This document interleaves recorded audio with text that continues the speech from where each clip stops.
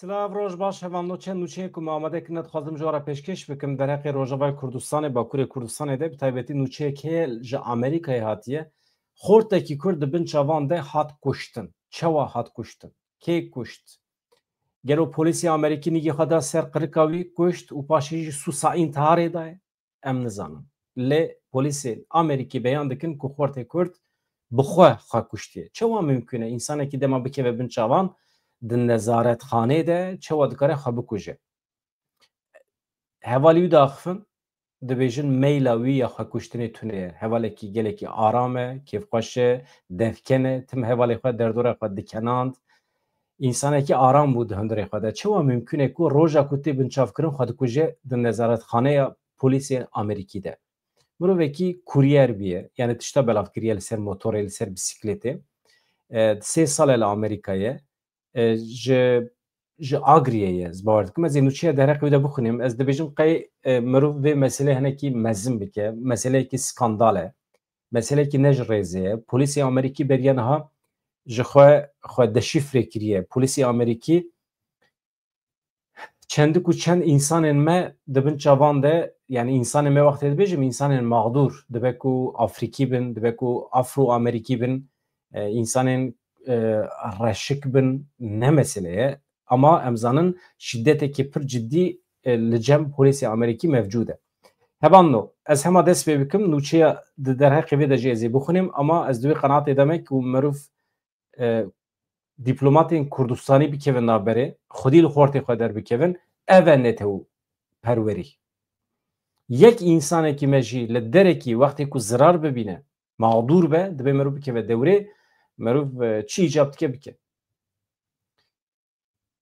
Yani çawa dibe yani milletê me nebê xwediye. Hevanno ez niha nûçeya derheqê Rojava de operasyoneke ku me behs kiriye ez ji were bînim ser ekranê divan demê dawî de hûn zanin şaneyên veşartî yên Daişê gelekî ketine nava li wî tevgerê dîsa serê xwe rakirine êriş ser êrişan pêk tînin ez bêşik û şüphe dibêjim du kontrola dewleta Tirkiye de ne hêzên ewlekariya hundirên ya Rojavayê Kurdistanê vê sibê li kampa Holê ya Rojhilatê Hesekê kantona Cizîrê operasyonekî ewlehiyê dan dest pê kirin ev operasyon di çarçoveya rêze operasyonên ewlehiyê yên berê de ye hêzên ewlekariya hundirên bi hevkariya hêzên Sûriya Demokratîk Qesedê yekîneyên parastina jinê YPJ li dijî şaneyên çeteyên Daişî li kampa Holê operasyonekî berfireh pêkanîn ji çend salan veye li kampa Holê li vû tevgerên zêde yên şaneyên Daişê hene ev şane valahiya ewlehiyê ya piştî hilweşina rejîma Baasê êrişên artêşa Tirkiye ya dagirkeriyên li dijî herêmên Bakur Rojhilatê Sûriye ji xwe re firsend dibînin ew jî dibe sedema bêîstiqrariya herêmê dibe sedema avakirina zemînekî ji bo çalakên Daişê wê di saetên pêş de hêzên ewlekariya hundirên daxuyaniyekî fermî bide di nava bültenê de eger ev daxuyanî were em ê ji were parve bikin armanca operasyonê hûrgilî detayê çi hebe em ê ji were ragihînin beriya çend roja bû 2 roj berê me ji were îlan kiribû bawer dikim hewla reva ji kampê hebû bixasî 5-6 însan xwestine li wesayîtan sar bin birevin ew jî hatin desteserkirin ev li aliyekî Rêveberiya Xweseriya Demokratîk ya Rojavayê Kurdistanê fermandarên Qesedê rayedarên hikûmeta demkî yê Sûriye du hêvarê li Kuderê li hevciviyan li Helebê mesele her du taxên Kurdan Eşrefiye Şêx Mehsûd di hevdîtinê de bi cîhanîna peymana beriya niha ya li ser taxên Şêx Mehsûd û Eşrefiye hatibû morkirin ew hate nirxandin hate analîzkirin ka em ji Ewropê ve çawa dikarin van peymanan bînin cih mijara daxistina rageşiya li herêmê hate nîqaşkirin çi ye mijara daxistina rageşiyê ev mehekî ye hêzên hikûmeta demkî li derdora Helebê li hev kom bûne xendeq dikolê barîkatan datînin ambargo datînin ser her du taxên Kurdan car bi car hêzên Şamê êrişên tacîzê pêk dînin provokasyonan pêk dînin dronan digerînin ser taxên Kurdan çû û hatina wê derê ketin û derketina wan taxan kontrol dikin halbekî di peymanê de tiştekî wisa tune kontrol dibe bi temamî di nava di destê hêzên ev da be hêzên asayişê de di vê naberê de deng baş e mano îja pêk nayînin ji ber vê yekê çi dibe niha hevdîtin heye her du aliyan li hev kir ku ji bo bi cîhanîna peymana ji 14 xalan ya ku yekê Nîsanê hatibû morkirin gav bêne avêtin yani pratik were nîşandan di hevdîtinê de her wiha mekanîzmaya avakirina komîteyên hevpar yên ji bo şopandina bi cîhanîna peymanê kete rojevê komîteyekê hevpar were avakirin ji bo mekanîzmayê bişopîne ka kîjan alî çi qas vê peymanê bi cih tîne kî li dij derdikeve divê ev komîte vana bişopîne her du aliyan her wiha li hev kirin hikûmeta demkî zêdekirina eskerî ya li herêmê rawestîne îhtîmala şer îhtîmala rageşiyê bi dawî bike di navbera komîteyên peywendîdar de civîn bi rêk û pêk pêne kirin tiştekî maqûl e ji vir û pêve dem bi dem wê civîn werin çêkirin yani diyaloga di navbera her du aliyan da wê bidome çete li gorî dilê xwe nikaribin êrişê sertaxî bikin însanan birevî bin yan jî ambargo dayne ser herêmê tiştekî bi vî şeklî tune me dît ku dikare bandorê li temamê Sûriyê bike bandor li diyaloga giştî ya rêveberiya Xweser û Şamê jî bike yani sirf ji ber wan her du taxan çete dema li gorî xwe tevdigerin çetewarî tevdigerin divê zanibin ku bandor li Sûriyê dike sibe roja evê dike rojava jî dike we goterê niha em biçin Parîsê îro merasimek heye li Parîsê Rêzdar Mesûd Barzanî li Parîsê ye rêzekî hevdîtin pêkanî ji bo çi çibû wê derê ji bo rêya pêşmerge veke rêyekî heye cadeyekê navê pêşmerge lêkirine sembolîk e ev demekî zû de ye ji xwe em pê hesiya bûn merasimekî bi vî şeklî vê pêk bihata êdî pêk tê yani ew merasim çê bû û rêya pêşmerge li Parîsê hate vekirin Mesûd Barzanî axifiye li wê derê tevlî gelek civînan bû bi amedebûna Mesûd Barzanî rêya pêşmerge li Parîsê li paytexta Fransayê hate vekirin Mesûd Barzanî ragihand ku îro ji bo gelê Kurdistanê rojekê dîrokî ye ka min erin mesele çi ye çima hatiye vekirin ev rê li ser navê pêşmerge projeya ji aliyê şaredariya Parîsê ve wekî rêya pêşmerge hatiye binavkirin wekî wefayekî ye ji bo rola hêza Kurdan ya di tekoşîna li dijî terorê de li ser asta cîhanê yani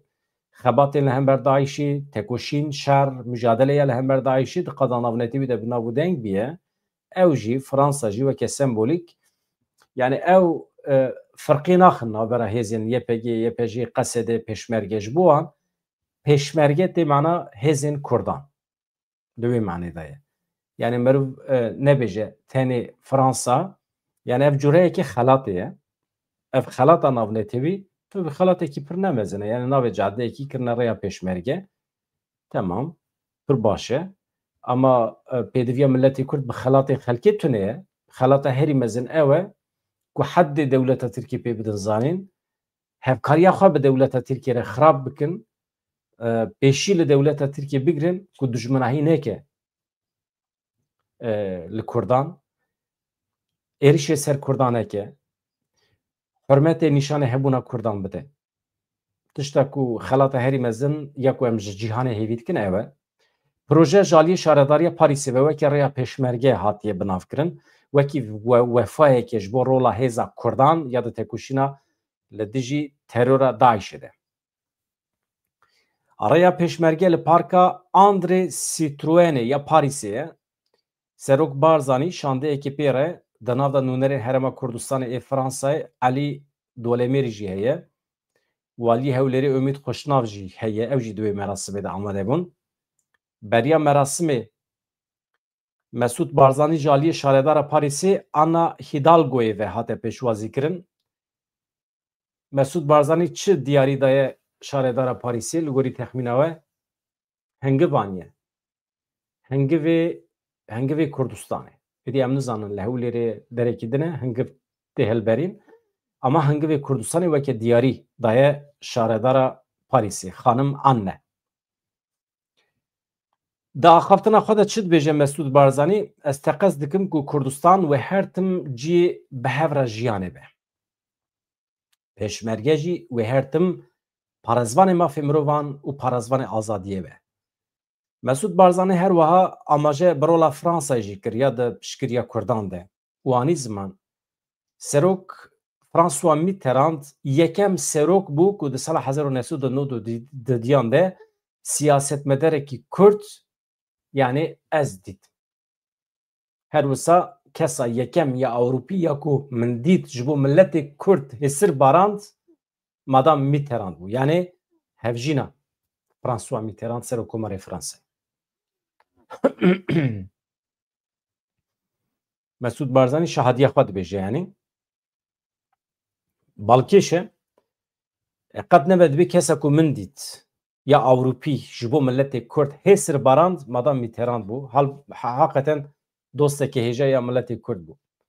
Madame Mitterrand hevjîna serokê berê yê Fransayê François Mitterrand bû. François Mitterrand di navbera salên 1981 1995 de Serokkomariya Fransayê kiribû. Li aliyê din şaredara Parîsê Anne Hidalgo jî di gotara xwe de di axaftina xwe de da zanîn berpirsên Fransa û Parîsê bawekê fermî daxwaz kiribûn ku Serok Barzanî wekî sembolê navdariyê pêşmergeyetî û tekoşîna gelê Kurdistanê di merasîma vekirinê de amade be. Daxwaziya wan bû û Mesûd Barzanî jî çûye wê derê. Merasim bi amadebûna bi dehan berpirs û keseyetên Kurd û Fransî hate li darxistin. Rêzdar Mesûd Barzanî heta kengî Parîsê kîjan derdora re hevdîtin pêk tîne gelo mijara Rojavayê Kurdistanê Sûriyê statûya Kurdan wê were rojevê ne rojevê muheqqeq ew ê were axaftin.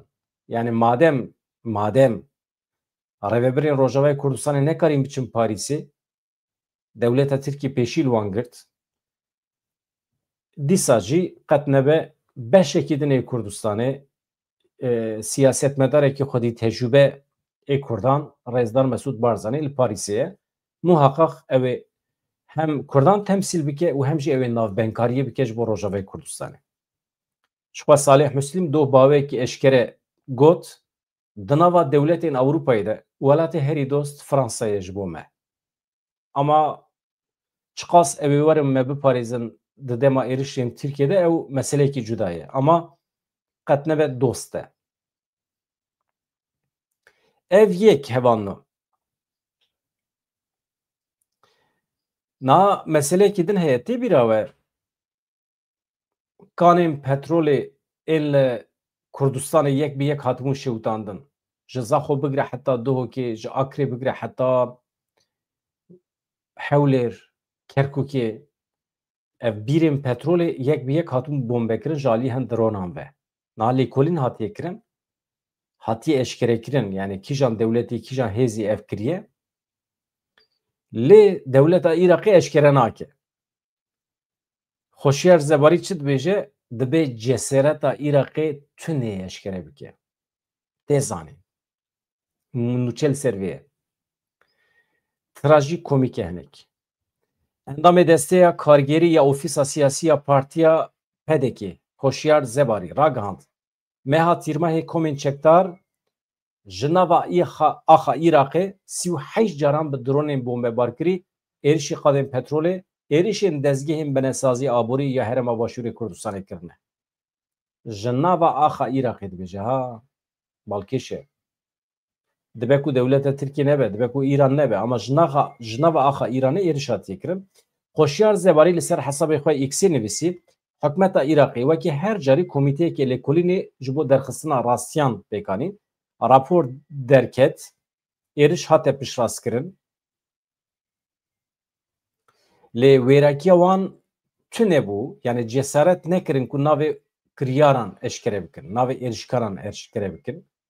Dawiya meha tîrmehê ji ber êrişên dronan ziyan gêştibû beşekî ji qadên petrolê yên Herêma Başûrê Kurdistanê li gorî cigirê rêvebirê nivîskiya serokê hikûmeta Herêma Kurdistanê Ezîz Ehmed ji ber êrişê Herêma Kurdistanê tam 200,000 bermîl hilberîna petrolê ji dest da.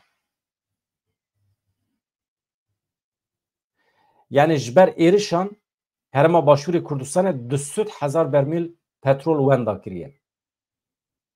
Zêde ye. Gelek zêde ye. Hevando dengekî ji dervatê ez hema wî dengê bibirim pir ecêb e ya. Belkî jî ne sûçê wan e ama belkî deng nayê we jî ama konsantra min xirab dike aniha mesela deng çû. Deng sekînî ez bi wera me îjî em çi bikin? Xelke ji xwe re gihayê xwe diçinin, darûberê xwe diçinin, estêtîka baxçeyê xwe çê dikin, welatê xelkî aram e, welatê xelkî çê ye, welatê xelkî heye qet nebe ya heye heye. Ême ji binîva tune. Welatê me heye kontrol ne di destê me de ye. Çi digotin zeviya me heye tapiya wî ne di destê me de ye. Erê wallah ew jî trajîkomîk e. Trajedî felaketekî pir mezin e li cîhanê. Milletê herî mezin ya bêdewlet li cîhanê. Yani rewşa milletê Kurd ew qas müsait e ji bo îrankirina dewletekî bifikirin nüfus derdora 45 milyon e. Coğrafya ku Kurd li ser dijîn hemî aynî coğrafyayê girêdayê hevin.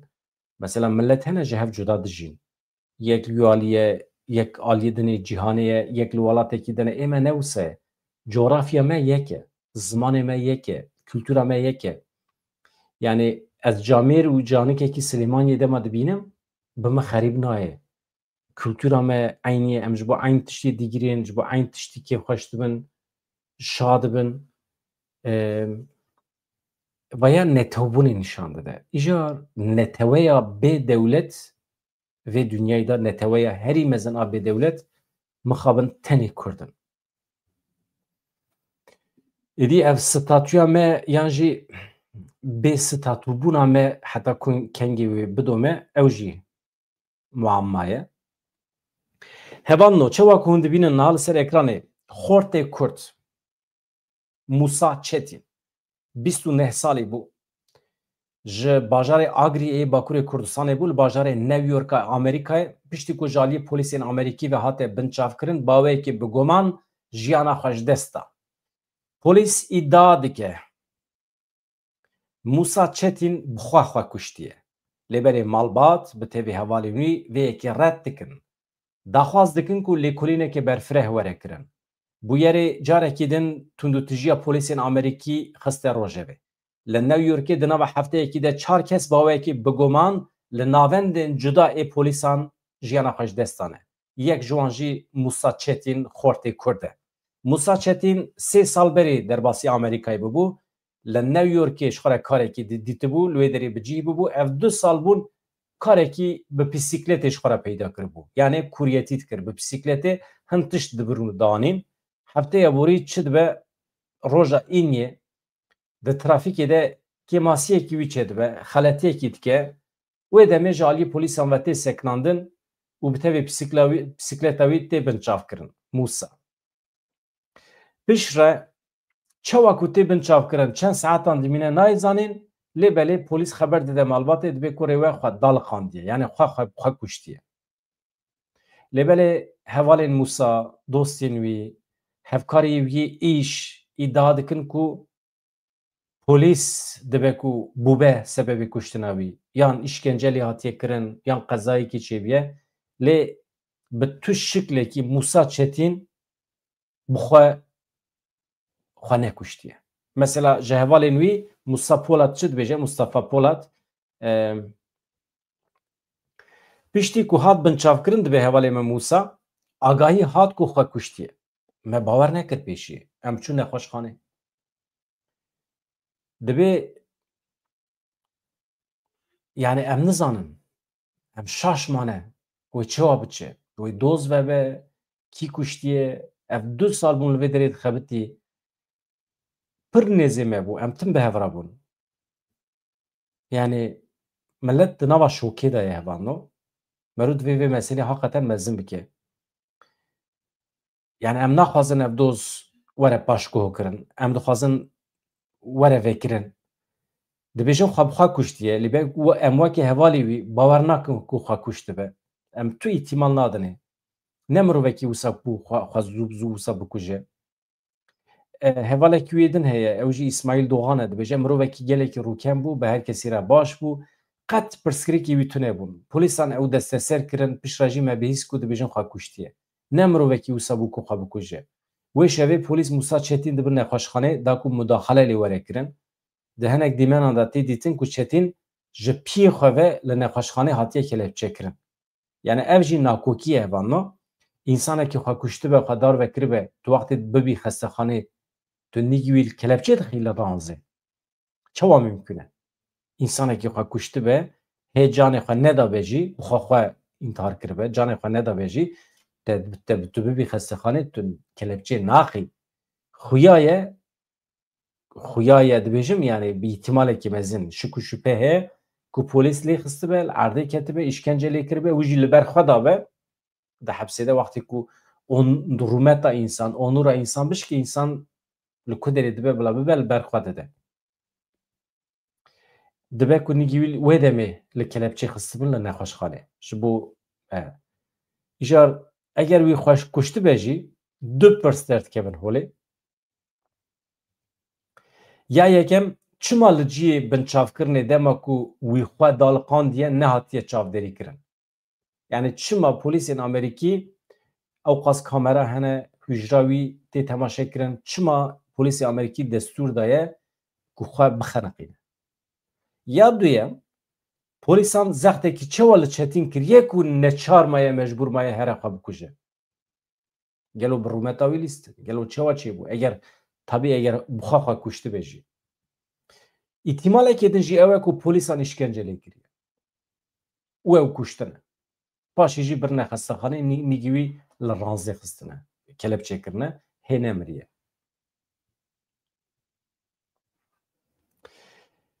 ji xwe şîddeta polîsan li Amerîkayê tê zanîn pirsgirêkekî mezin e niha hevano cenazê xortê me Musa Çetin ew ê derbasî Agriyê be ew ê bişînin dost û hevalê wî yê Amerîkayê li hev kom bûne ew ê cenaze bişînin ez dibêjim qey dîplomatê me jî bikevin dewrê hinekî li ser vê meselê bisekirin baş dibe merû nebêje ya însanekî ye çû ne wisa ye mirov dibe xwedî li hevû du derbikeve îro ew e sibê dibe yekê din be sibê dibe helbesta Amerîkayê li ser Rojava li ser Bakur yani hemî girêdayê hevû din e neteweyekî xwedî ferdekî xwe derkeve weke İsraîl Timûsa ye ew xwedî li nirxê xwe yê netewî jî derdikeve li welatê xwe wê demê xelk qîmetê dide mirovan rêz digre ji mirovan re merû xwedî li nirxê xwe dernekeve xelk qîmetê nîşanê meriye nade na welleh hevan no nûçeyekî din jî heye ew jî nûçeyekî felaketê ye we em dibînin ku mesele her tişt ne siyaset e hûn dibînin nûçeyên felaketê hene nûçeyên civakî hene